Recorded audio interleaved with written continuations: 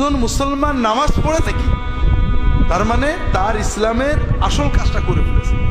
নামাজ আল্লাহর সাথে এমন একটা সম্পর্ক, যতদিন সে নামাজে আছে ততদিন সে আর ইসলাম থেকে বাইরে বেরোতে পারবে না।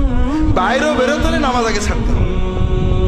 কাজ এই জন্যই রাসূলুল্লাহ সাল্লাল্লাহু আলাইহি ওয়াসাল্লাম সাহাবীরা সবচেয়ে গুরুত্ব দিতেন নামাজে, আর দিতেন নামাজের জামাতে। এই দুটো বিষয় থেকে আমার এই বিষয়ে যাব। রাসূলুল্লাহ সাল্লাল্লাহু আলাইহি ওয়াসাল্লামের প্রিয় সাহাবী ওমর ইবনুল খাত্তাব রাদিয়াল্লাহু তাআলা আনহু, তাকে ছুরি মেরেছে, অজ্ঞান হয়ে গেছে, মৃত্যুর আগের মুহূর্ত বলা চলে। ফজরের নামাজের জামাতে ইমাম হয়েছিলেন, সূরা শুরু করছিলেন, এমন সময় মেরেছে। হুশ হয়েছে, ইয়া আমিরাল মুমিনিন আস-সালাহ, ইয়া আমিরাল মুমিনিন আপনি কি নামাজ পড়বেন? রক্ত